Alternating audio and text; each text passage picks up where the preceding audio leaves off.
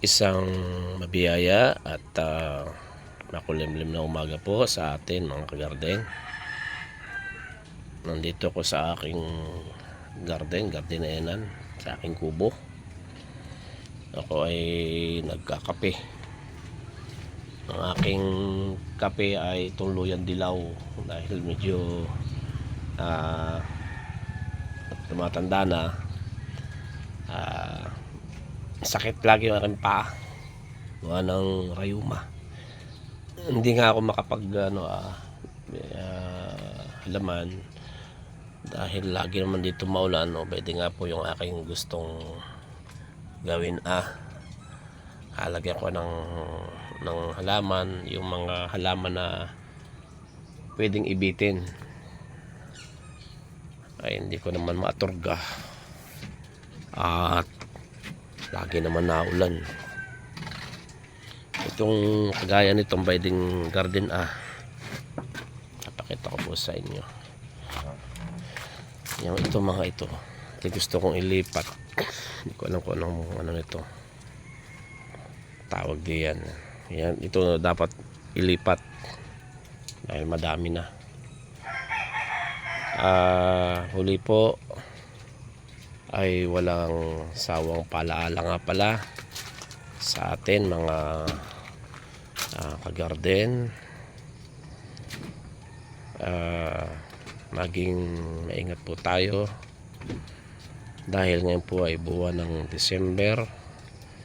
Pag December po ay naglipa na ang mga kawatan.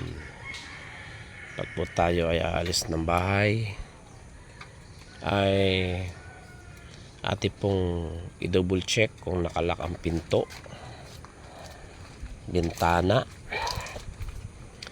at lagi pong paalaala kung tayo'y aalis ng bahay ay huwag na po nating i-upload kung saan man tayo napunta para hindi po tayo na papag-aralan o napapattern ng mga kawatan.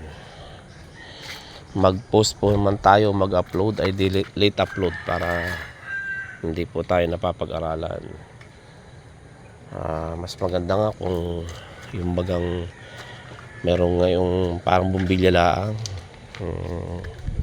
CCTV na kahit saan ka naroon ay di naka-install naman siya sa cellphone. Na-check po ninyo yung inyong bahay. Mag-ingat po tayo dahil yung ating pinaghirapan ay baka mauwi lang sa wala't wala. Ang makinabang ay magnanakaw. Muli po, paalala uli yan sa mga bumabiyahe araw-araw na mag-ingat po tayo, lalo na ngayon madulas po ang kalsada gawa po ng ulan. Mag-ingat po tayo.